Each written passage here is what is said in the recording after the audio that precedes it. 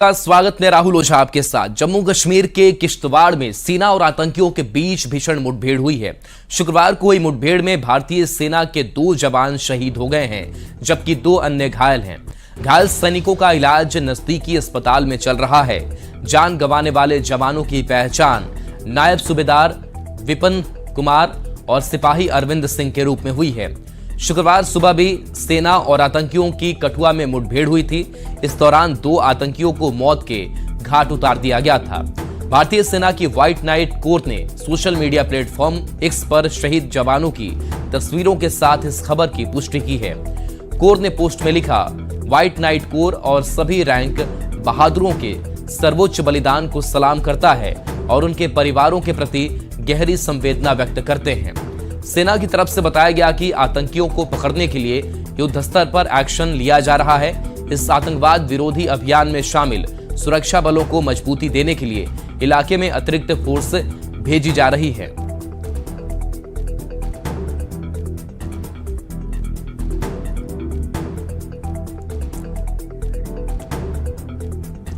वहीं जम्मू कश्मीर के बारामूला से अच्छी खबर आ रही है। सेना के जवानों ने मुठभेड़ में के बाद एक आतंकी को मार गिराया है। किश्तवाड़ में सेना को अपने 2 जवानों की शहादत देनी पड़ी थी। 24 घंटे के अंदर ही भारतीय सेना के जवानों ने शहादत का बदला लेते हुए एक आतंकी को मार गिराया है। अभी भी मौके पर सेना और आतंकियों के बीच बारामूला में मुठभेड़ जारी है।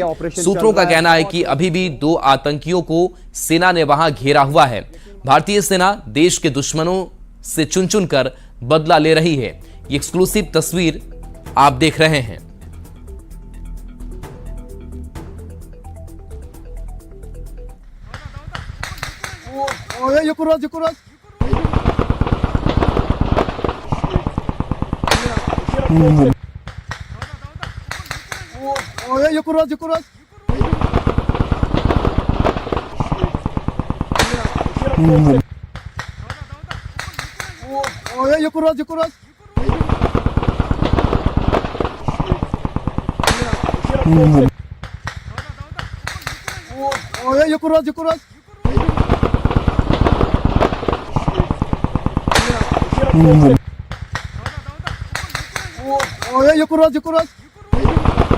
हो रही है ताप पर बारामूला में और आप देख सकते हैं यहाँ पे बड़े पैमाने पे ऑपरेशन चलाया जा रहा है और फायरिंग का सिलसिला लगातार जारी है। ये आप देख सकते हैं, ये है रियल ग्राउंड जीरो और इसी स्पॉट पे ये ऑपरेशन इस वक्त चल रहा है।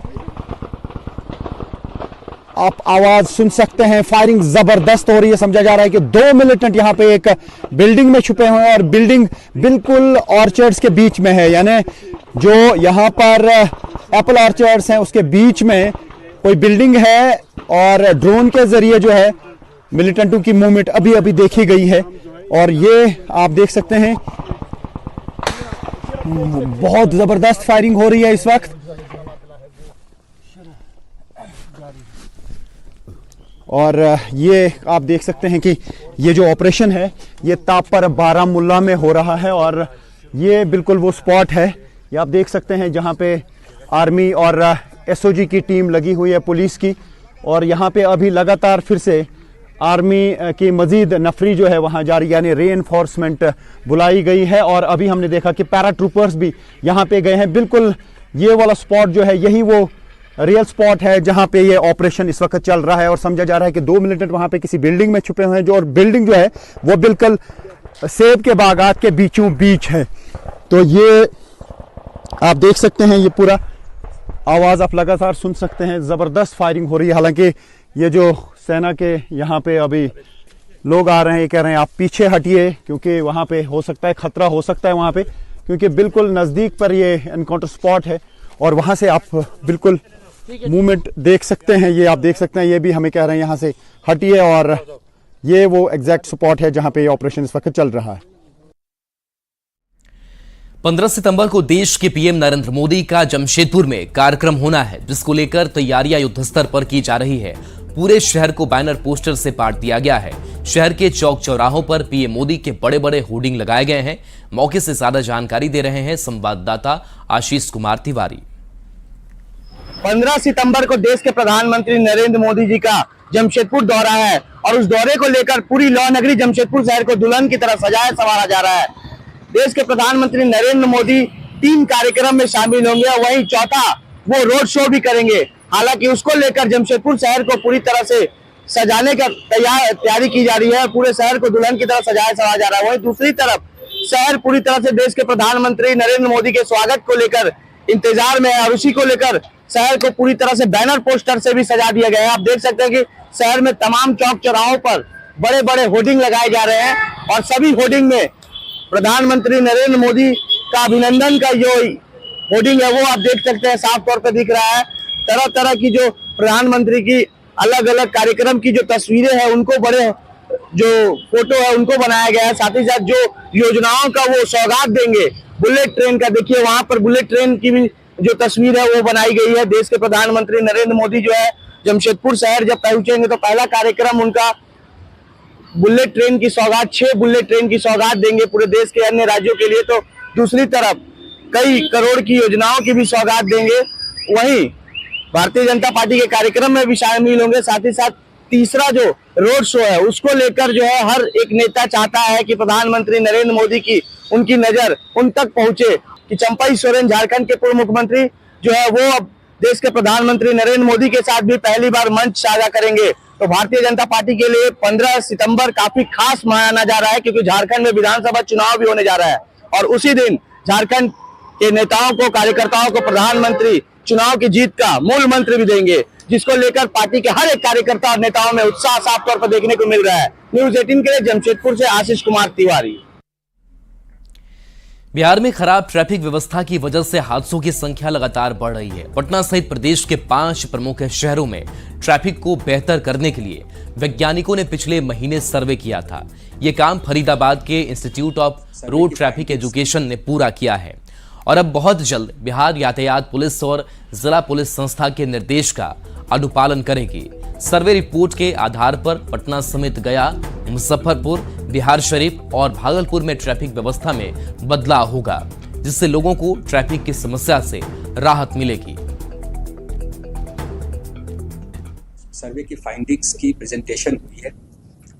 मुख्य सचिव महोदय, डीजीपी महोदय और कई सारे एसीएस और सेक्रेटरीज उसमें उपस्थित थे। सभी ने उस प्रेजेंटेशन को सराहा है और जो उसकी रिकमेंडेशंस है उसको अडॉप्ट करने का संकल्प दिखाया है। वो अभी प्रक्रिया चल रही है, इसलिए हम अभी आपको उसके बारे में पूरी जानकारी नहीं दे सकते। जैसे वो अडॉप्ट हो जाएगा, उस पर काम शुरू हो जाएगा, हम आपको उसके बारे में विस्तार से बताएंगे। बिहार में तेजी से बढ़ती गाड़ियों की संख्या के कारण ट्रैफिक एक बड़ी समस्या बन गई और इस ट्रैफिक की समस्या को दूर करने के लिए पुलिस मुख्यालय स्तर पे एक सर्वे कराया गया था। ट्रैफिक का जो है वो सर्वे कराया गया था और ये सर्वे का काम जो है वो फरीदाबाद की एक कंपनी ने जो है वो किया था और इसके तहत पटना के अलावा हम बात करें गया, मुजफ्फरपुर, भागलपुर और बिहार शरीफ का जो ट्रैफिक व्यवस्था है उसका सर्वे कराया गया था और इस सर्वे को लेकर के एक एमओयू भी साइन हुई थी। जो फरीदाबाद की कंपनी थी उनके जो एमडी हैं उनके साथ एडीजी यातायात सुधांशु कुमार की जो है वो एमओयू हुआ था फरवरी महीने में और जो ये संस्था थी institute of road traffic education के जो निदेशक हैं डॉक्टर रोहित बालूजा के बीच ये एमओयू साइन हुआ था और इस संस्था ने जो है वो सर्वे पूरा किया। 5 शहर जो है जहाँ की सर्वे जो है वो की गई, ट्रैफिक व्यवस्था की जो है वो सर्वे की गई और अब जाकर के इस सर्वे रिपोर्ट जो है वो सरकार को सबमिट कर दिया गया और जैसा कि जानकारी एडीजी यातायात सुधांशु कुमार ने दिया है कि जो सीएस और जो एसीएस अधिकारी स्तर के जो अधिकारी हैं, बड़े पुलिस अधिकारी हैं, उन लोगों ने एक इस सर्वे को लेकर के समीक्षा किया है और जल्द ही इस सर्वे को जो है जो रिपोर्ट है उसे इम्प्लीमेंट किया जाएगा। जो सबसे बड़ी समस्या है सड़क की, ट्रैफिक जाम की, उससे राहत दिलाई जाएगी। अमित कुमार, न्यूज़ 18 पटना। पलामू के मेदिनीनगर शहर में लाचार ट्रैफिक व्यवस्था की वजह से पैदल चलने वाले राहगीरों को काफी परेशानी हो रही है। मुख्य रोड हो या शहर के भीतर की सड़कें, शहर में किसी जगह पर भी फुटपाथ नहीं है। शहर के बस स्टैंड, रोड बाजार समेत सड़क किनारे बने फुटपाथ पर लोगों ने अतिक्रमण कर लिया है। जिससे पैदल चलने वाले लोगों की परेशानी बढ़ गई है। शहर में ट्रैफिक की व्यवस्था दिन प्रतिदिन और गंभीर होती जा रही है। ट्रैफिक को लेकर लोगों से बात की संवाददाता नीलकमल ने। की लचर व्यवस्था से लोग परेशान है। वहीं दूसरी ओर अगर हम बात करें मेदिनीनगर शहर के जो फुटवेज बना हुआ है उसका भी अतिक्रमण किया गया है, जिसकी वजह से लोगों को परेशानी होता है। मैं इस वक्त मौजूद हूं बाजार इलाके में। आप देख सकते हैं कि मेदिनीनगर का बाजार इलाका है। यहाँ भी आपको बता दूं कि फुटवेज बना हुआ है, लेकिन आप देखेंगे कि पूरा जो फुटवेज बाजार में बना हुआ है वो उसमें पूरी तरह से अतिक्रमण किया गया है। आप देख सकते हैं तस्वीरों में कि जो भी फुटवेज बने हुए हैं वो आपको नजर आएंगे कि उस पे दुकानें लोग लगाए हैं, सामान रखे हुए हैं, और आप जो दूर दूर तक तस्वीरों में कहीं भी फुटवेज फ्री आपको नजर नहीं आएगा। इस तरह के हालात हैं और इसी को लेकर के लगातार शहरवासी मांग भी करते आ रहे हैं कि जो भी फुटवेज बने हैं उसको फ्री किया जाए, ताकि जो पैदल चलने वाले लोग हैं उनको राहत मिलेगी। ये बस स्टैंड का इलाका है, सड़क है, दोनों साइड फुटवेज बना हुआ है, लेकिन आप देख सकते हैं कि फुटवेज कहीं ना कहीं अतिक्रमण किया गया है। मुस्तैद व्यवस्था जब तक नहीं होगा तो शहर मतलब इतना जाम हो जा रहा है कि कोई अगर मरीज या एम्बुलेंस लेकर के अगर पार होना चाहेगा तो मरीज का जान बचना मुश्किल हो जाएगा। इसलिए हर जगह प्रशासनिक व्यवस्था मजबूत होना चाहिए, और उससे भी ज्यादा जो सड़क के किनारे जो अतिक्रमण कुछ हुआ है उसको भी खाली कराना होगा। या 4 व्हीलर हो अपने निर्धारित जगह पर लगाएं, और जिससे आम जनों को आना है। इसलिए इस पे थोड़ा सा विलम्ब हो रहा है। इस पर बहुत जल्द इस पर कार्रवाई किया जाएगा नगर निगम के साथ मिलकर। ट्रैफिक व्यवस्था कब तक दुरुस्त कर पाती है? नीलकमल, न्यूज़ 18 पलामू। 17 सितंबर से विश्व विख्यात पितृपक्ष मेला की शुरुआत होने वाली है, जिसको लेकर तैयारी अंतिम चरण में है। जिला प्रशासन की तरफ से पितृपक्ष मेले में आने वाले तीर्थयात्रियों को बेहतर से बेहतर सुविधा मिले, इसको लेकर पूरा ख्याल रखा जा रहा है।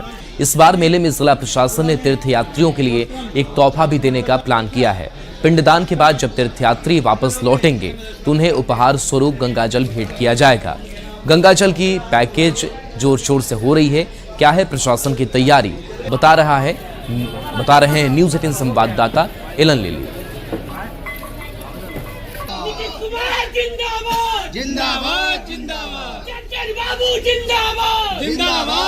विश्व विख्यात पितृपक्ष मेला आगामी 17 सितंबर से शुरू होने वाला है, और इसको लेकर जिला प्रशासन जो है उनकी तैयारी जो है वो लगातार की जा रही है।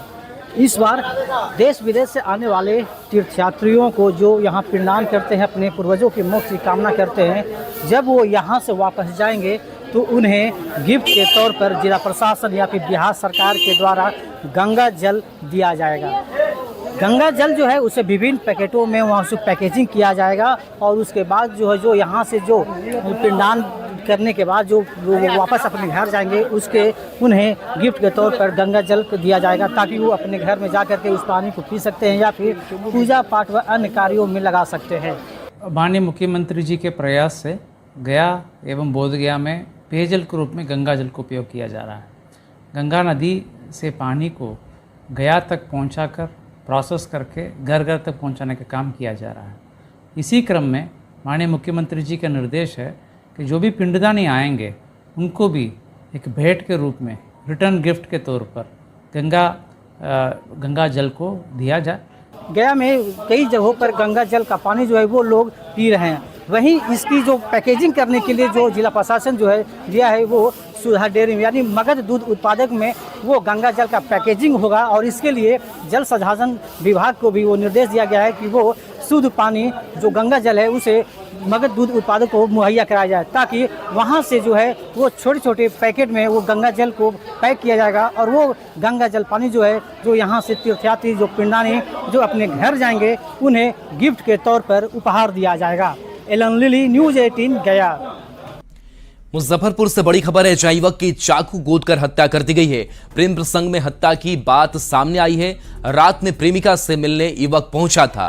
प्रेमिका के परिजनों पर हत्या का आरोप लगा है। साहिबगंज थाना क्षेत्र के साहिबगंज बाजार में इस वारदात को अंजाम दिया गया है। मृतक युवक का नाम बिट्टू कुमार है।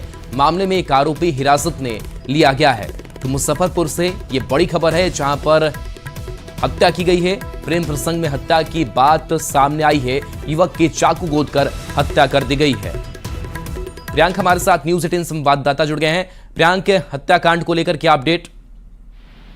दरअसल बताया जा रहा है कि युवक जो विट्टू कुमार है वह अपने प्रेमिका से मिलने के लिए रात में गया था। उसके बाद ही इस वारदात को अंजाम दिया गया। परिजनों ने उसकी चाकू गोदकर हत्या कर दी है। परिजनों ने आरोप लगाया। साथ ही साथ हमने इस बात को लेकर जब पुलिस अधिकारी से बात की तो उन्होंने भी बताया है कि प्रेम प्रसंग में हत्या की बात सामने आई है। चाकू गोदकर हत्या किया गया है। फिलहाल एक आरोपी को हिरासत में लिया गया है। बाकी लोगों को भी पकड़ने के प्रयास जो है वह किया जा रहा है। फिलहाल युवक के शव को पोस्टमार्टम के लिए एसकेएमसीएच भेज दिया गया। चलिए, शुक्रिया सौरभ इस अपडेट के लिए आपका। भागलपुर के सबौर प्रखंड के मसाडो गांव में गंगा का विकराल रूप लगातार देखने को मिल रहा है। गंगा लगातार गांव के मकान के साथ साथ जमीन को अपनी आगोश में समा रही है। गंगा किनारे लगातार तेज कटाव हो रहा है। उसके बावजूद भी फ्लड फाइटिंग का काम काफी धीमी गति से चल रहा है। गांव के लोग जो दूसरे राज्यों में काम करने के लिए गए हैं वो भी वापस लौट रहे हैं और किसी प्रकार से अपने घर को बचाने की कवायद में लगे हुए हैं। ग्राउंड जीरो से ज्यादा जानकारी दे रहे हैं न्यूज 18 संवाददाता आशीष रंजन।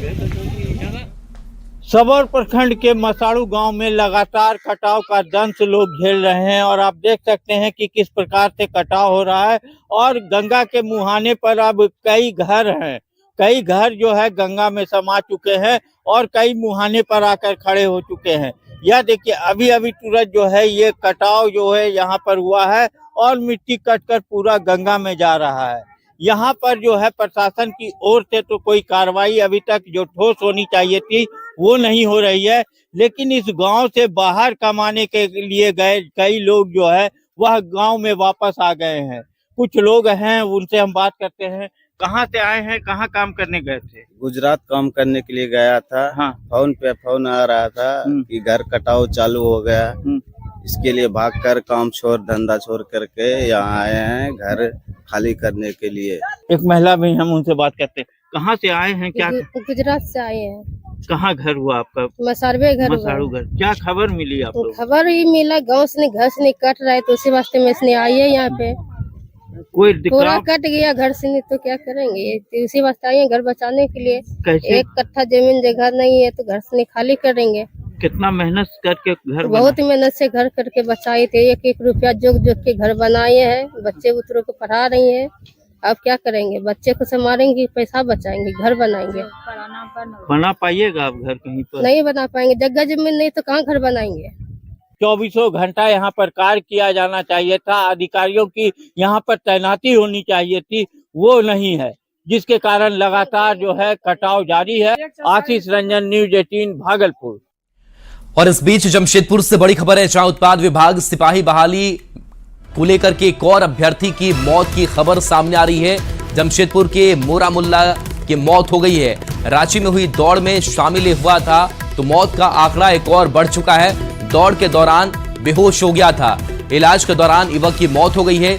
जमशेदपुर के बर्मा माइंस का रहने वाला युवक बताया जा रहा है। आशीष तिवारी हमारे साथ न्यूज 18 संवाददाता। आशीष, दौड़ के बाद से एक आंकड़ा और मौत का बढ़ा, क्या मामला सामने आया है? जी, लगातार इस तरह की घटनाएं सामने आ रही है और जमशेदपुर शहर से लगभग 10 से 15 युवक जो है वो बर्मा माइंस के रहने वाले थे और वो रांची में जो उत्पाद विभाग की दौड़ हो रही है उसमें शामिल हुए थे। और अचानक से एक युवक जो है मोरा मुल्ला नामक युवक वो गिरता है, बेहोश हो जाता है। उसके बाद आनंद फानन में उसे रीम अस्पताल में भर्ती कराया जाता है।